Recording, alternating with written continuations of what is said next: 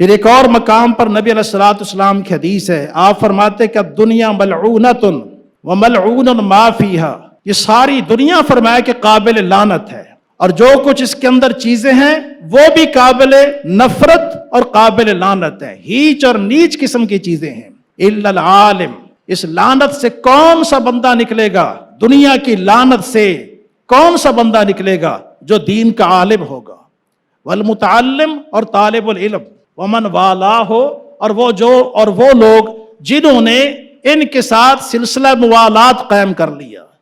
اب یہ موالات کا مفہوم بہت وسیع ہے، جس میں ان کے ساتھ اٹھنا بیٹھنا، ان سے محبت کرنا، ان سے تعلق رکھنا اور ان کی سرپرستی کرنا، یہ ساری چیز اس کے اندر شامل ہے۔ جامع ترمذی کے اندر نبی علیہ الصلوۃ والسلام کی یہ حدیث موجود ہے۔ پھر مزید بات یہ ہے کہ یہ جو ہم علم سیکھتے ہیں، سکھاتے ہیں، اللہ کے پیغمبر نبی علیہ الصلوۃ والسلام فرماتے ہیں کہ اذا مات ابن آدم،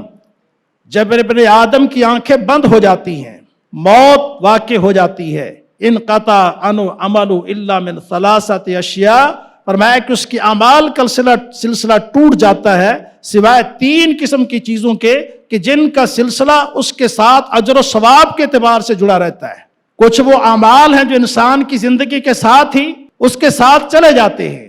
لیکن کچھ وہ اعمال ہیں کہ وہ اپنی قبر کے اندر ہے، اس کی روح قبض ہو چکی ہے، وہ کھا نہیں سکتا، پی نہیں سکتا، دوبارہ دنیا کے اندر آ نہیں سکتا، تو